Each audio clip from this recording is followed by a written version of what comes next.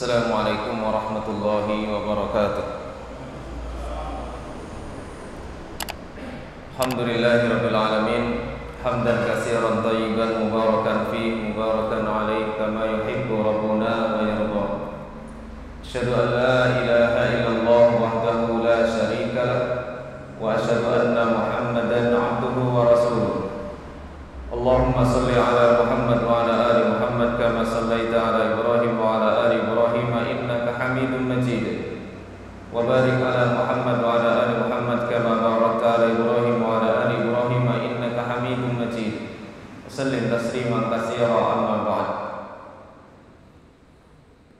Ayyuhal ikhwah fid din rahimani wa rahimakumullah.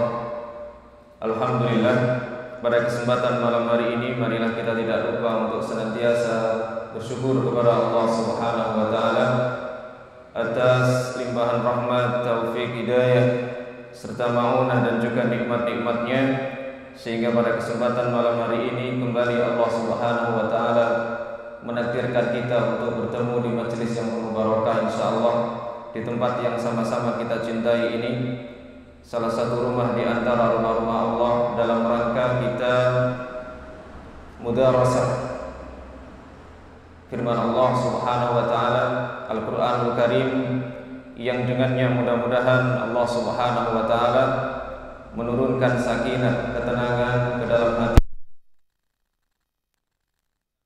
Subhanahu wa taala sebagai kelompok orang-orang yang nama-nama kita disebut oleh Allah Subhanahu wa taala di sisi malaikatnya yang mulia. Amin ya rabbal alamin. Baik, malam hari ini kita lanjutkan kajian tafsir juz amma kita, bagian terakhir, bagian ketiga dari surat Al-Ghasyiyah dari tafsir Ibnu Katsir, yaitu mulai dari ayat yang ke-17 sampai dengan ayat yang terakhir, ayat yang ke-26. Baik, kita baca dulu ayatnya. A'udzu billahi minasyaitonir rajim.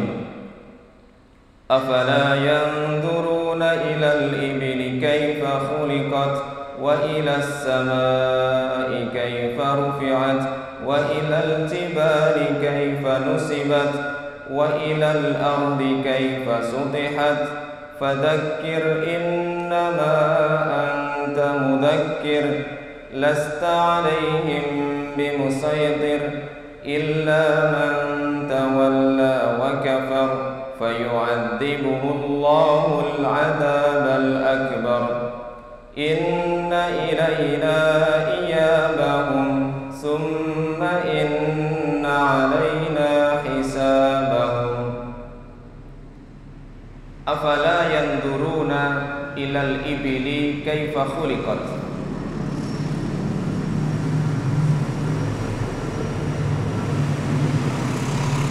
Tidakkah mereka memperhatikan, tidakkah mereka melihat unta, bagaimana unta tersebut diciptakan?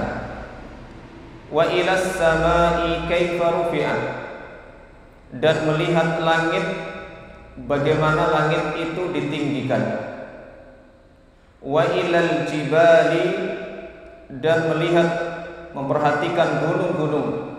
Kaifa nusibat, bagaimana ditancapkan. Wa ilal ardi kaifa sutihat, dan melihat, memperhatikan bumi, bagaimana dihamparkan. Fadzakir, maka berilah peringatan. Innama anta mudzakkir, sesungguhnya engkau wahai Muhammad hanyalah seorang pemberi peringatan. Lasta 'alaihim bimusaitir, engkau tidak punya kuasa atas mereka untuk mempengaruhi. Illa man tawalla wa kafar, kecuali orang yang berpaling dan kufur. Fayu'adzibuhu Allahul 'adzabal akbar, maka Allah akan mengadabnya dengan azab yang paling besar. Inna ilaina iyabahum, sesungguhnya kepada kami tempat kembali mereka. Summa inna alaina hisabahum, kemudian sesungguhnya atas kamilah yang akan menghitung amalan mereka. Al-Hafidz Ibnu Katsir rahimahullah ta'ala menjelaskan tentang ayat-ayat yang kita baca tadi. Beliau rahimahullah ta'ala menyampaikan, yaqulu ta'ala amiran ibadahu bin nadhar fi makhluqatihi ad-dallati ala qudratihi wa 'azamatihi. Allah Ta'ala berfirman seraya memberikan perintah kepada para hambanya untuk melihat, memperhatikan. Nadhara yang dulu itu artinya melihat dengan mata secara langsung. Makanya kalau ada yang ingin nadhar, khitbah, didahului dengan nadhar, melihat secara langsung biar jelas. Allah berfirman dengan memberikan perintah kepada para hambanya agar melihat secara langsung fi makhluqatihi, tentang makhluk-makhluknya, ciptaan-ciptaannya, ad-dallati yang menunjukkan ala qudratihi, atas kekuasaannya, wa 'azamatihi dan keagungannya. Di antara metode penjelasan Al-Hafidz Ibnu Katsir rahimahullah ketika menjelaskan tentang ayat, maka sering kita jumpai yaqulu ta'ala mukhbiran, misalnya Allah Ta'ala berfirman seraya memberi kabar. Yaqulu ta'ala nahiyan, Allah Ta'ala berfirman seraya memberikan larangan. Nah, di sini yaqulu ta'ala amiran, Allah Ta'ala berfirman seraya memberikan perintah, karena memang di antara isi kandungan ayat-ayat di dalam Al-Quran itu salah satu kandungannya adalah al-awamir, yaitu perintah-perintah. Nah, di sini Allah Subhanahu wa Ta'ala memberikan perintah kepada kita sebagai para hambanya untuk melihat secara langsung makhluk-makhluk Allah yang menunjukkan atas kekuasaan dan keagungannya. Karena ini khitabnya, yang diajak bicara itu adalah masyarakat Jazirah Arab, tentu yang Allah perintahkan supaya diperhatikan akan berbeda dengan ketika misalnya ayat ini diturunkan di suatu masyarakat yang lingkungannya berbeda. Makanya di sini Allah pertama memerintahkan kepada orang-orang yang ada di sekitar Nabi saat itu sebagai orang yang mendapatkan penjelasan turunnya ayat ini, afala yanduruna ilal ibili kaifa khuliqat. Pertama disuruh melihat unta. Tidak mungkin Allah menyuruh melihat, memperhatikan sesuatu yang tidak mereka pernah lihat. Tidakkah mereka melihat bagaimana kerbau diciptakan? Bingung mengarah. Mekah, kebo itu ya apa? Atau misalnya yang lainnya, onta. Kenapa? Karena yang familiar yang mereka lihat biasanya di lingkungan sekitar itu yang nampak adalah onta. Dan ini salah satu uslub, bentuk, model ketika Allah Subhanahu wa Ta'ala mengajak siapa yang diajak bicara saat itu mendekatkan diri, mendekatkan pada pemahaman mereka, mudah mereka paham. Nah, contoh lain ya, ketika di dalam surga fi sidrim mahdud, orang di dalam surga itu ada pohon bidara. Mereka sudah biasa melihat pohon bidara, sudah biasa melihat pohon bidara. Kalau kita kan mungkin tidak semuanya kita pernah melihat pohon bidara.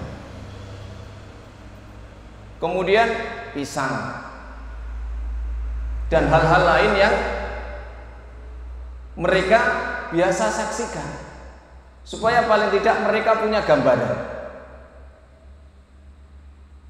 Fa innaha khalqun ajib. Kemudian dijelaskan Ibnu Katsir. Tidakkah mereka melihat bagaimana unta diciptakan?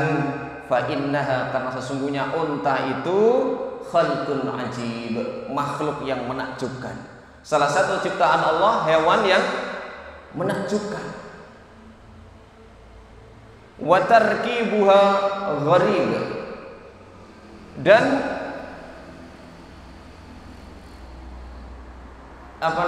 sebagai fungsi kendaraan yang gharib itu aneh.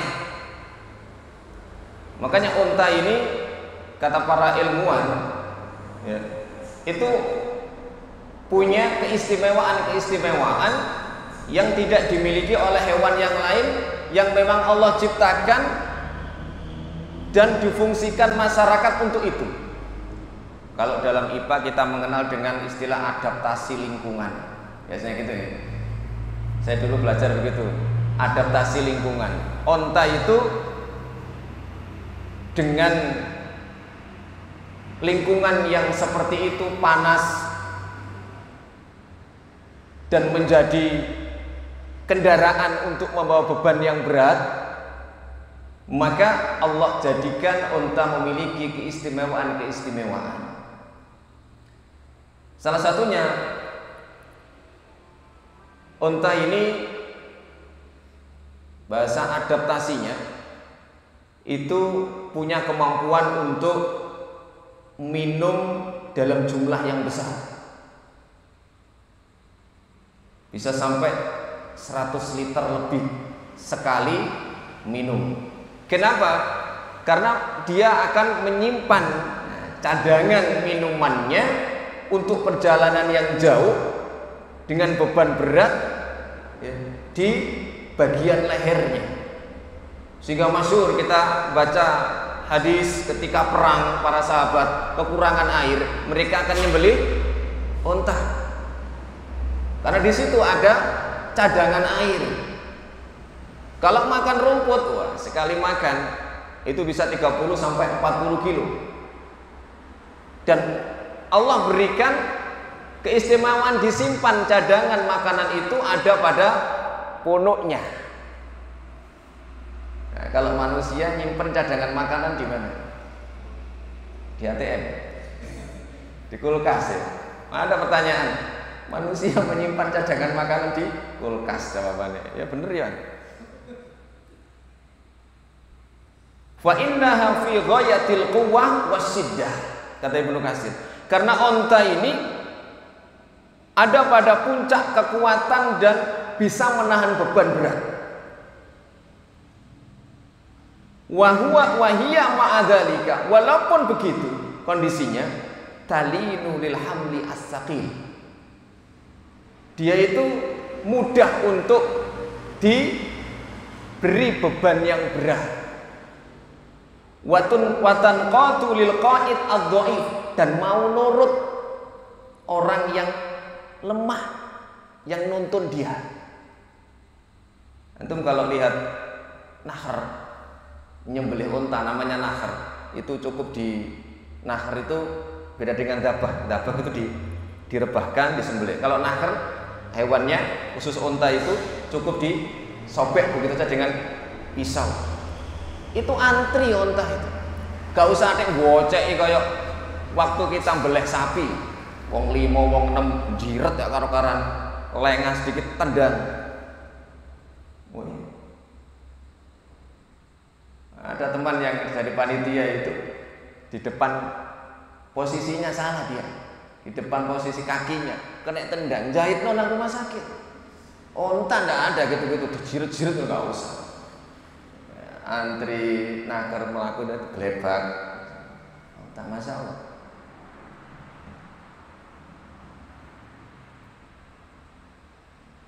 Watukal, dan bisa dimakan dagingnya. Pernah merasakan daging unta?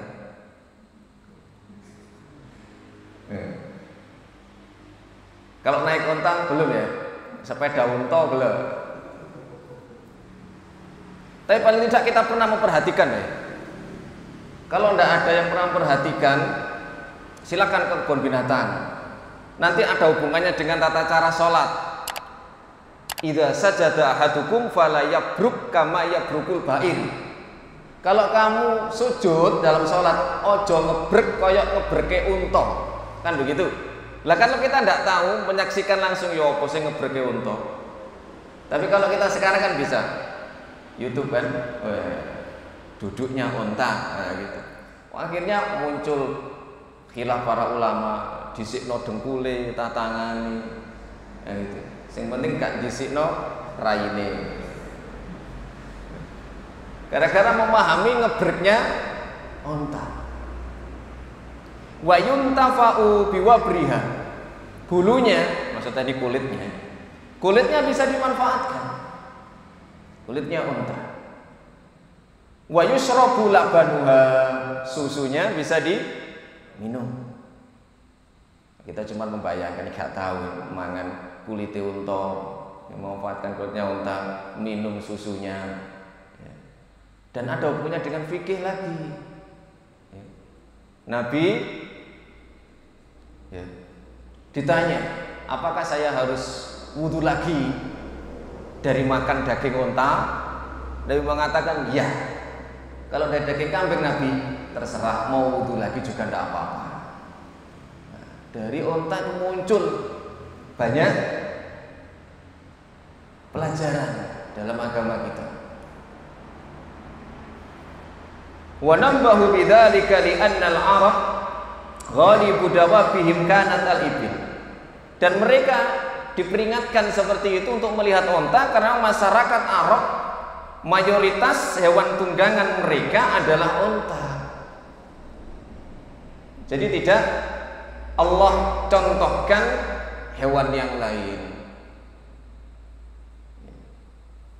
Kalau masyarakatnya Nabi saat itu seperti di Jawa, insya Allah tidak ada ayat tentang unta. Yang lainnya, wa kana Shuraih Al-Qadhi yaqul, Shuraih Al-Qadhi pernah mengatakan ketika mentadaburi surat Al-Ghasyiyah ayat ini, ukhruju bina, ayo kita keluar, hatta nanduro ilal ibili kaifa khuliqat, sehingga kita bisa melihat unta bagaimana diciptakan. Wah, menenang pun pindah. Ya gitu. Tadabbur ayat ini. Wa ilas samai kaifa rufi'at, dan keluar melihat langit bagaimana ditinggikan. Ai kaifa rafa'aha Allah azza wa jal anil ardi hadzal raf'al 'azim. Bagaimana Allah meninggikannya dari bumi ini dengan ketinggian yang agung. Ini sama dengan yang Allah sebutkan dalam surat Qaf ayat yang ke-6, afalam yanzuru ilas samai fawqahum kaifa banainaha wa zayyannaha wa ma laha min furuj. Tidakkah mereka melihat langit di atas mereka bagaimana kami membangunnya dan menghiasanya, dan apa yang ada di sana tidak ada yang namanya kertak. Jadi yang pertama disuruh memperhatikan unta. Pelajaran tersuratnya, ya siapapun khitabnya, umat Rasulullah SAW yang membaca ayat ini, maka silakan juga memperhatikan makhluk-makhluk di sekelilingnya. Yang ada apa?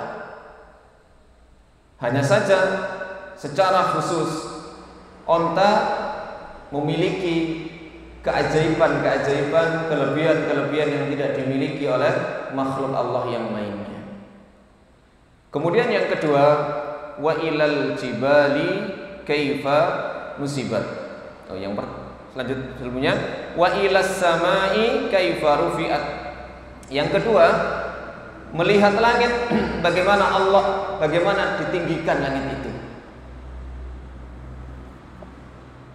Pemandangan yang familiar yang kedua yang disaksikan oleh masyarakat Arab, langit. Karena di sana bahasa Jawa ini entak-entakan, los. Nanti yang ketiga gunung. Ana unta, langit karo gunung. Metu teko omah ketok unta, ketok langit, ambek ketok gunung. Gak ketok liyane. Kalau kita kan banyak tanaman, dekat hutan.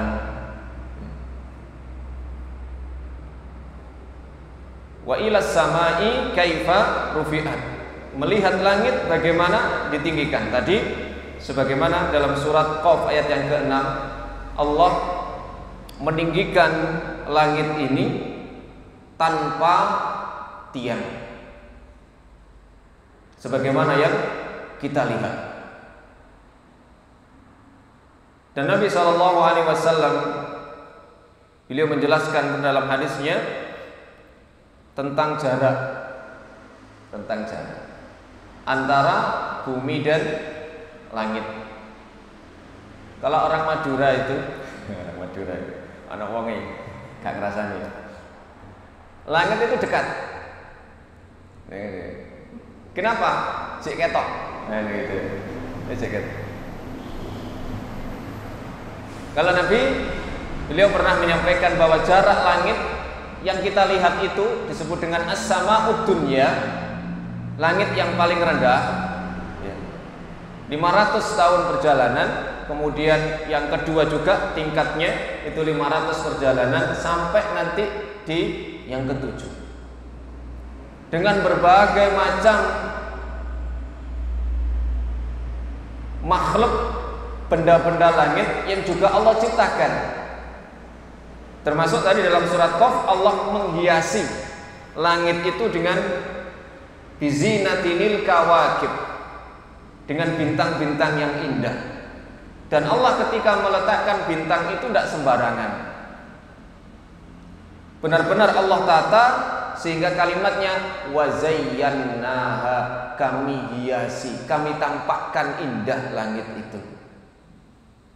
Tidak sembarangan diberi bintang-bintang yang bercahaya di malam hari. Yang ketiga, wa ilal jibali kaifa nusibat.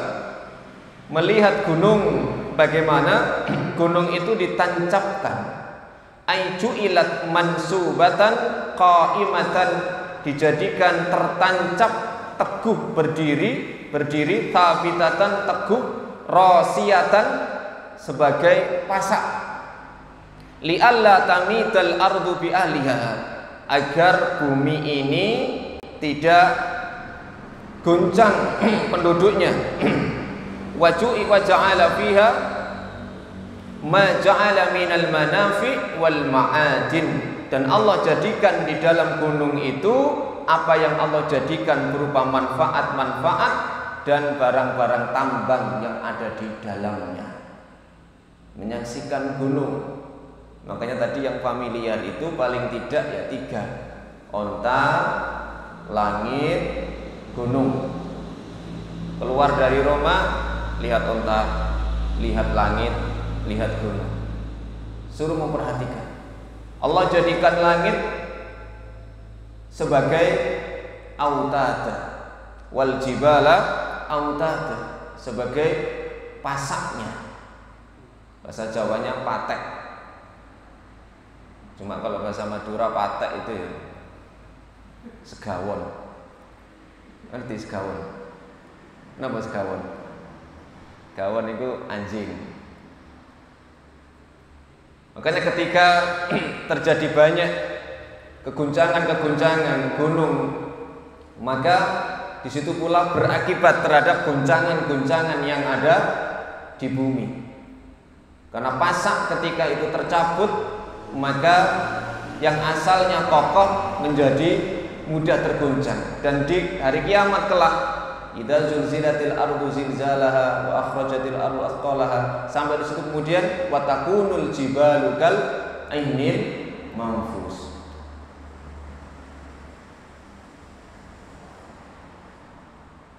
Gunung-gunung yang saat ini kita saksikan kokoh berdiri itu, maka nanti suatu saat akan Allah cabut ketika terjadinya kiamat.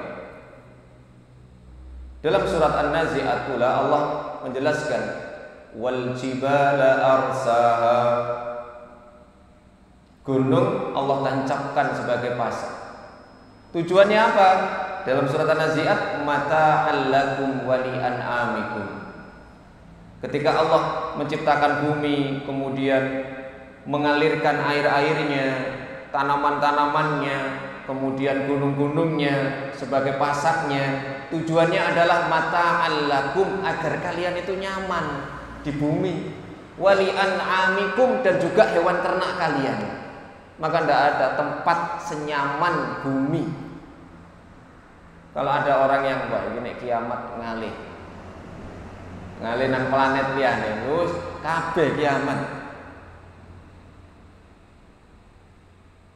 Ada rekreasi pergi ke ruang angkasa. Lho mronone wis kangelan. Biayane piro? Walaupun ditemukan ini nampaknya ada air atau ada kandungan oksigennya. Sopo sing kate mrono. Allah ciptakan bumi tempat yang paling nyaman untuk manusia dan juga hewan ternak.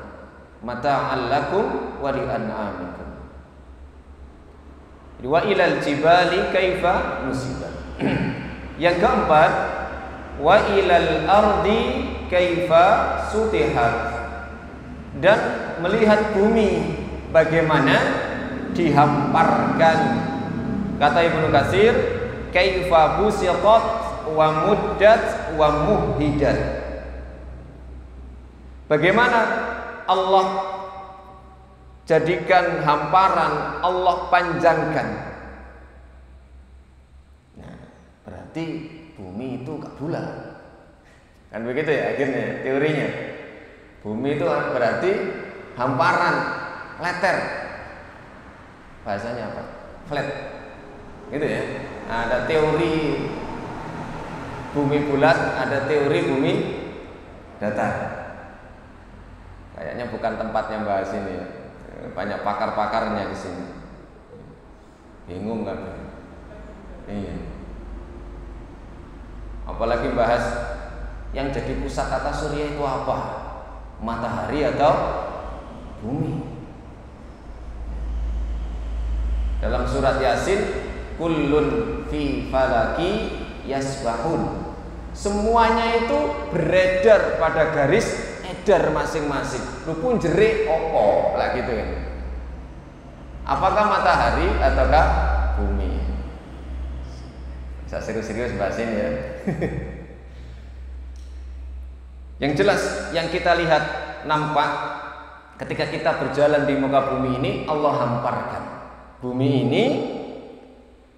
Fanabbaha al-badwi ala istidlal bima yushahiduhu min ba'irihi alladhi huwa raqibun alaihi.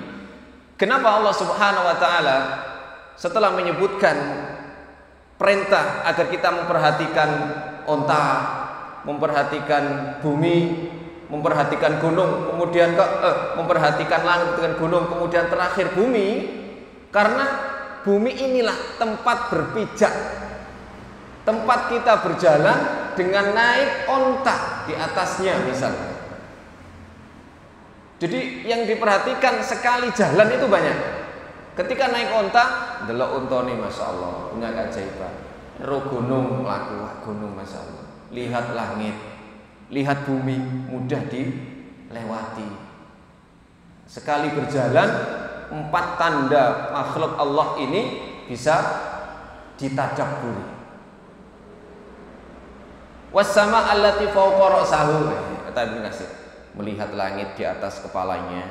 Wal jabal alladzi tujahahu, dan gunung yang ada di hadapannya.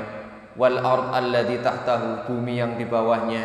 Ala qudrati khaliqi dzalika wa sani'ihi, agar memahami kekuasaan yang menciptakan itu dan yang membuatnya, yaitu Allah Azza wa Jalla, wa annahu rabbul azim al-khaliq al-mutasarrif al-malik, yaitu dialah Rabb al-azim yang maha agung, yang maha mencipta al-mutasarrif yang mengatur, memelihara, al-malik yang memiliki. Kalau sudah seperti itu, maka arahnya adalah wa annahul ilahul ladzi la yastahiqqul ibadah siwahu. Kalau sudah mengakui keagungan seperti itu, maka ubudiyah orang itu harus hanya ditujukan kepada Allah Subhanahu wa taala. Jadi ketika seseorang memperhatikan seluruh makhluk Allah, itu ujung-ujungnya agar mentauhidkan Allah Subhanahu wa taala. Bukan sekedar Masya Allah ciptaannya Allah gitu aja. Harus nanti tujuannya dengan memahami keagungan Allah seperti itu akan muncul penghambaan diri, pemurnian ibadah hanya untuk Allah Subhanahu wa taala, bukan kepada gunung yang Allah ciptakan, bukan kepada langit yang Allah ciptakan, bukan kepada seluruh makhluk Allah yang Allah ciptakan yang kita kagumi. Tetapi kita mengagumi dengan menghambakan ubudiyah kepada Allah yang telah menciptakan semua itu. Ada sebuah hadis yang disebutkan oleh Al-Hafidz Ibnu Katsir rahimahullah. Hadatsana Hasyim ibnu Qasim qala hadatsana Sulaiman ibnu al-Mughirah an Tsabit an Anas qala kunna nuhina an nas'ala Rasulullah sallallahu alaihi wasallam an syai'in. Kami dilarang untuk bertanya kepada Rasulullah sallallahu alaihi wasallam tentang sesuatu. Maksudnya dilarang bertanya ini banyak bertanya. Kenapa? Karena Nabi pernah menyebutkan dalam hadis fa inna ahlaka man kana qablakum kasratu su'alihim. Karena yang banyak menyebabkan binasanya umat sebelum kalian itu kakean takon kepada para nabi mereka. Maka para sahabat itu sangat segan bertanya kepada Nabi sallallahu alaihi wasallam. Sehingga fakana yu'jibuna an yaji ar-rajulu min ahlil badiyah.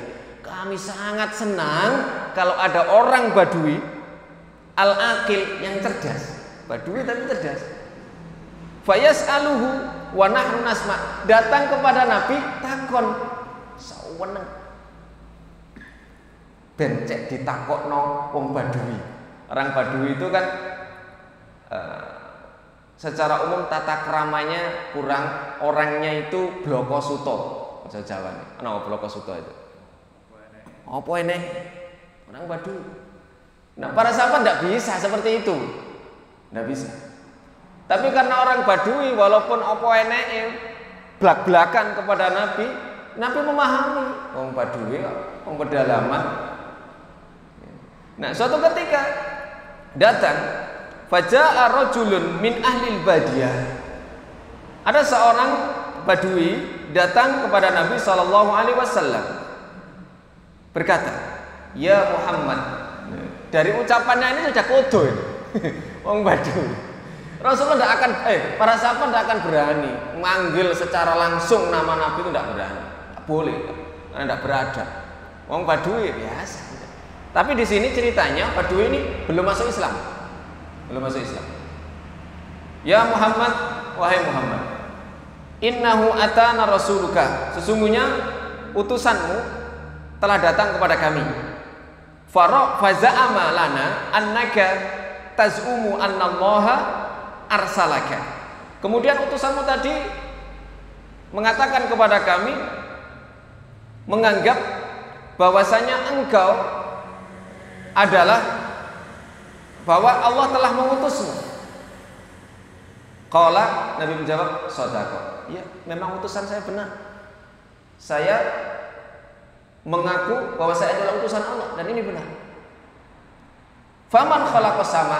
Pertanyaan. Nah, siapa yang menciptakan langit? Allah, jawab Nabi. Qala, faman khalaqal arda? Siapa yang menciptakan bumi? Allah.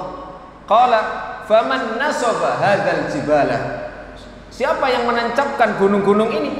Wa ja'ala fiha ma ja'ala, dan menjadikan apa yang ada di dalam gunung itu. Qala Allah.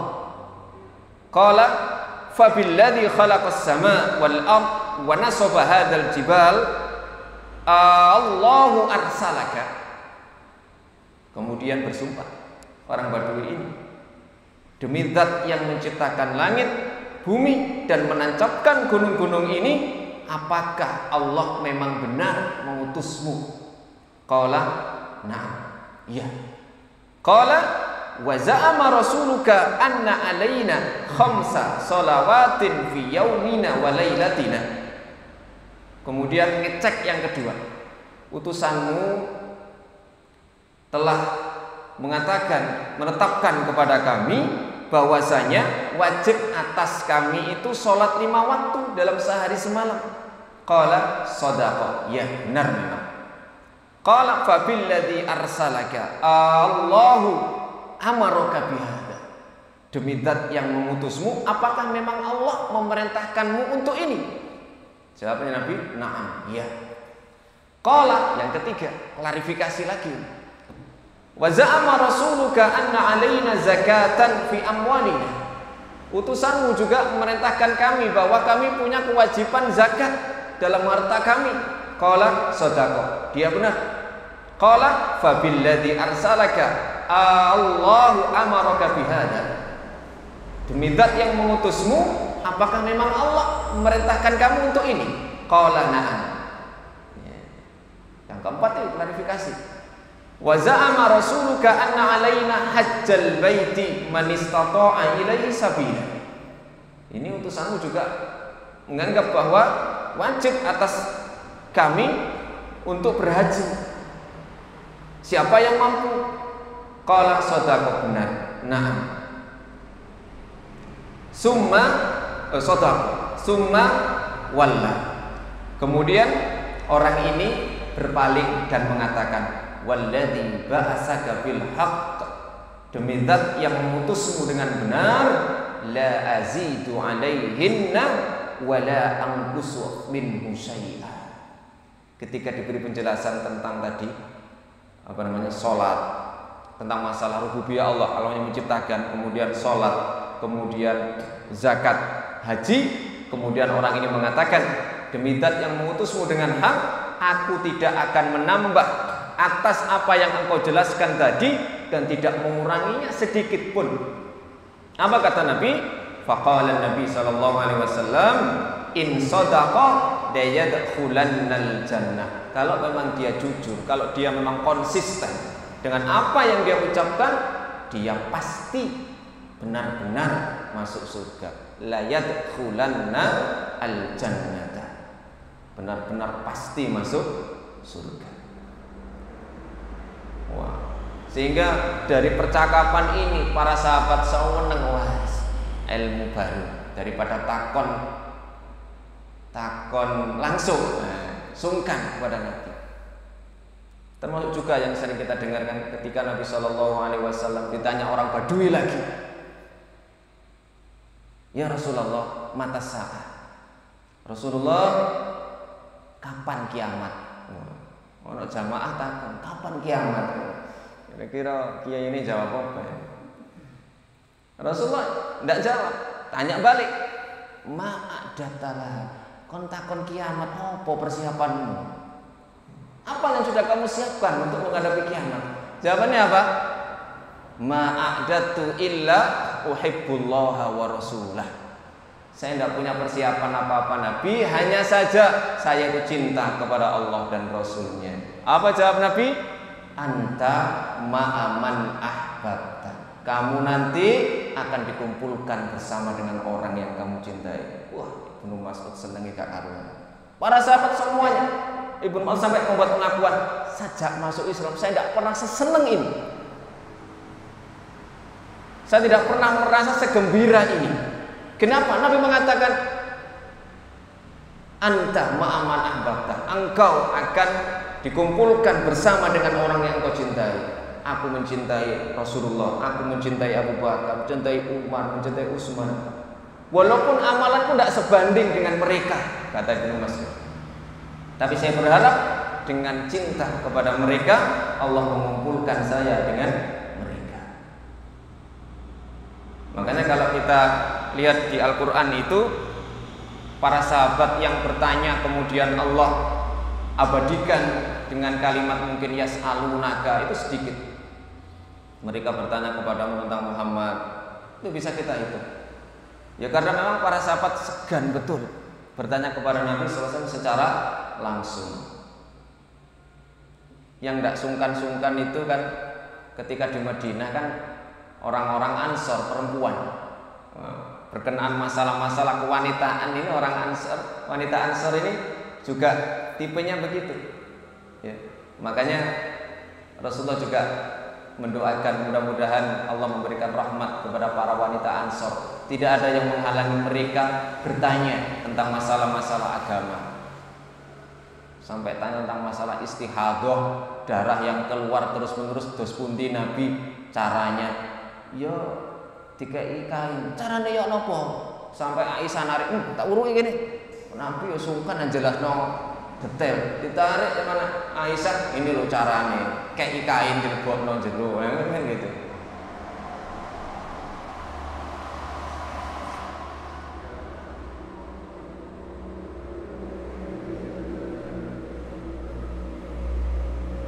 Dan itu barokahnya jadi ilmu, jadi syariat bagi umatnya.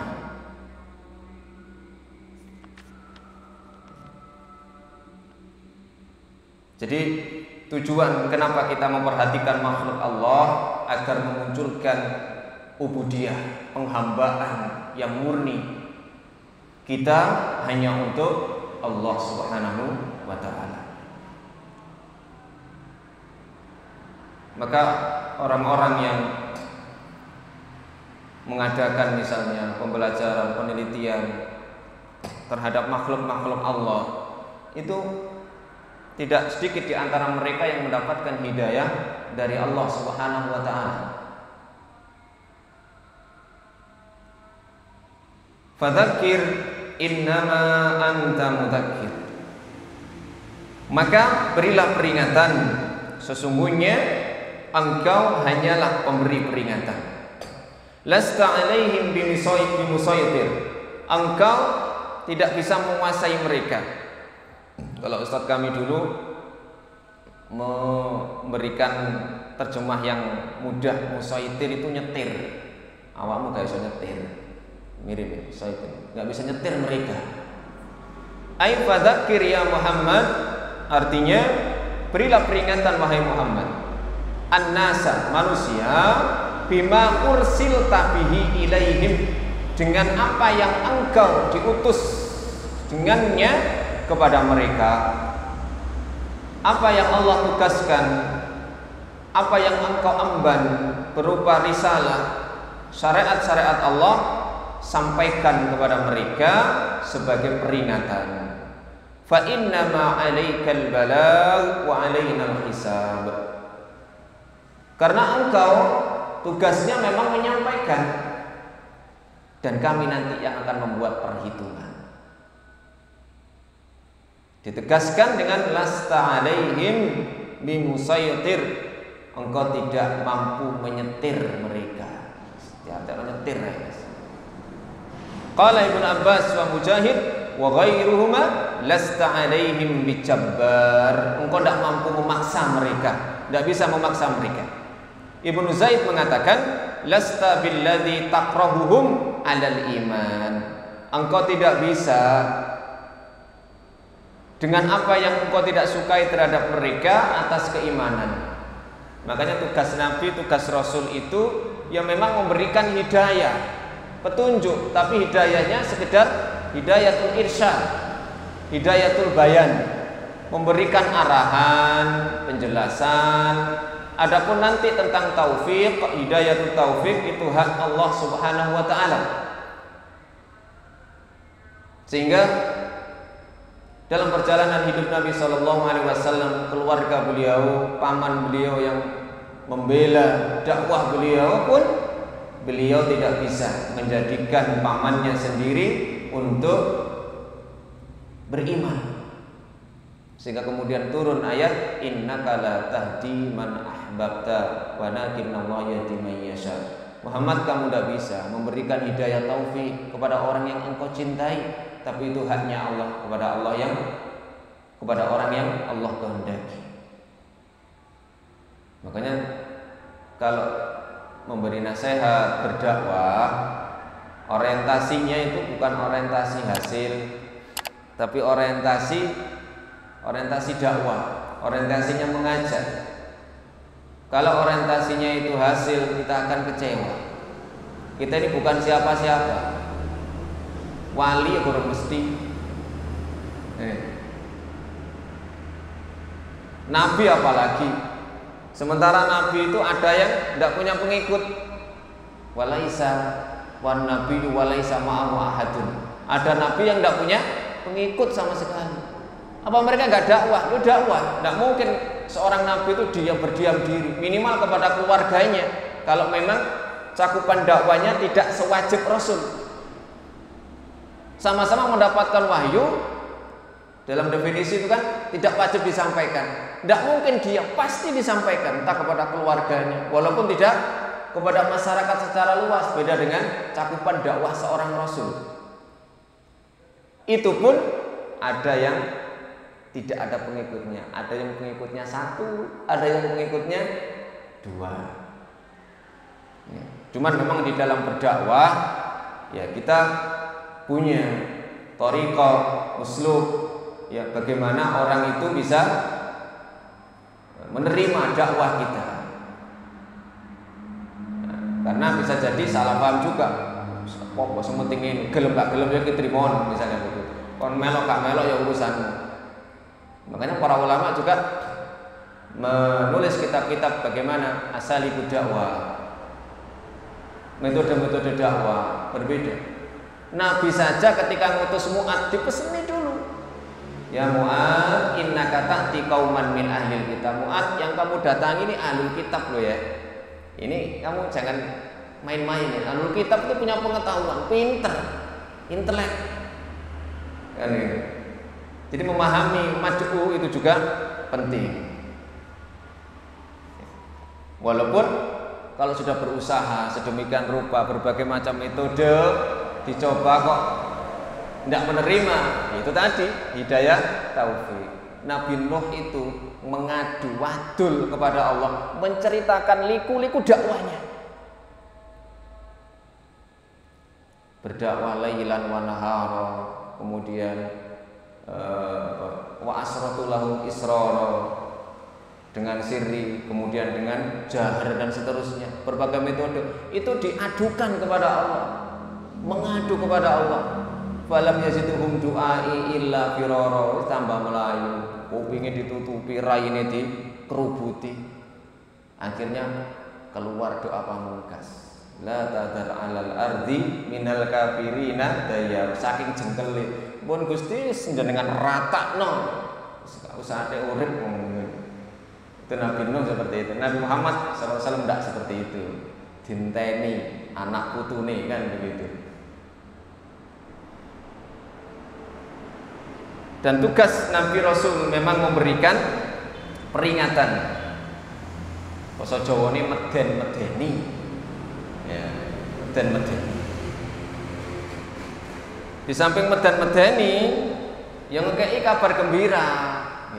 Gak meden-medeni tok, medeni masyarakat itu. Terus ya enggak juga diseneng tok sampai gak duwe wedi blas.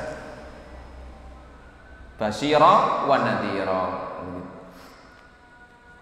Jadi lasta alaihim bimusaitir. Nah, kalau kita melihat itu, maka kita akan banyak memaklumi orang lain yang belum menerima dakwah kita misalnya. Bahkan mungkin ada keluarga kita yang mungkin kita dakwai, kita nasihati, belum bisa nerima. Kadang ada orang itu, ustaz kok dulure dhewe kaya ngono le. Oh, ustaz ada. Oh, nabi ya bojone dhewe. Seperti itu. Nabi Nuh, ya kan? Nabi Lut. Kadang ada sebagian yang seperti itu. Ayo ustaz kok dulure dhewe ngono, ora merono ceramah dulure dhewe. Ini terlalu terlalu suudzon kepada ustadznya. Illa man tawalla wa kafar, ay tawalla 'anil amal bi arkanihi. Engkau memberi peringatan Muhammad kepada mereka, kecuali memang orang yang berpaling dari amalan dan rukun-rukunnya.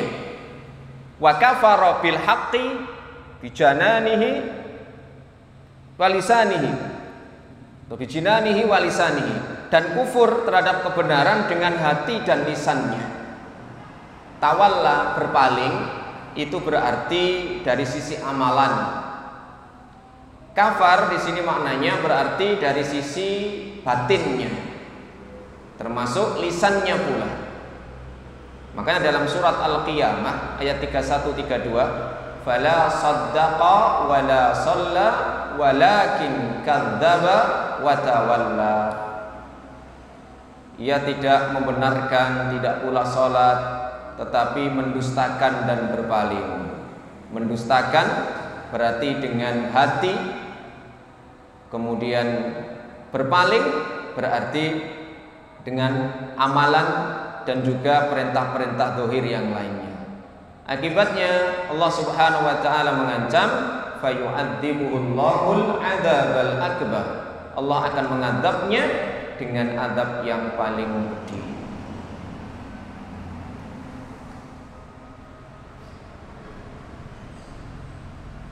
Kemudian ayat yang terakhir, inna ilaina iyabahum, sesungguhnya kepada kamilah tempat kembali mereka, ay marji'ahum wa munqalabahum, ya, kembali mereka, tempat balik mereka. Summa inna alaina hisabahum, dan sesungguhnya kepada kamilah atau atas kamilah yang menghisab mereka. Nahnu nuhasibuhum, kami menghitung amalan mereka, wa nujazihim biha, dan membalasnya. In khairan fa khairun wa in syarran fa syarrun. Kalau baik maka Allah akan membalas dengan kebaikan, kalau jelek maka Allah akan membalas pula dengan kejelekan. Allah tidak mendolimi satupun makhluknya, merekalah yang mendolimi diri mereka sendiri. Wa may ya'mal mithqala dzarratin khairan yara wa may ya'mal mithqala dzarratin syarran yara. Siapa yang nanti di akhirat mendapati kemuliaan, pembalasan yang baik dari Allah, hendaknya dia memuji kepada Allah. Kalau sebaliknya, jangan mencela orang lain kecuali dirinya sendiri yang dicela. Sebagian ulama menjelaskan tentang ayat terakhir ini. Di mazhab Syafi'i, ketika membaca ayat terakhir ini disunahkan berdoa, Allahumma hasibna hisaban yasira. Ya Allah, hisablah kami dengan hisab yang mudah. Wallahu a'lam bishawab. Beberapa pelajaran yang bisa kita ambil dari beberapa ayat yang kita baca, di antaranya adalah hendaknya kita mampu memperhatikan apa yang telah Allah ciptakan di sekitar kita, dengan tujuan kita memurnikan penghambaan diri kita kepada Allah Subhanahu wa taala. Kemudian hendaknya kita senantiasa mengambil pelajaran dari peringatan-peringatan yang ada di dalam Al-Quran maupun disampaikan oleh Rasulullah Sallallahu Alaihi Wasallam.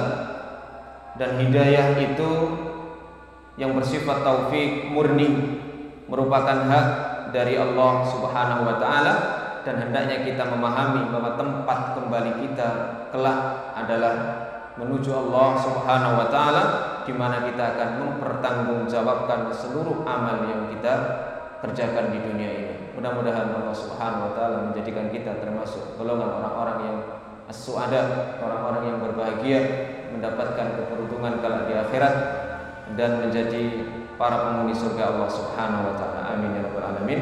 dan tutup dengan doa kafaratul majlis. Subhanakallahumma wa bihamdika asyhadu an la ilaha illa anta astaghfiruka wa atubu ilaik. Wa akhiru da'wana alhamdulillahirabbil alamin. Assalamualaikum warahmatullahi wabarakatuh.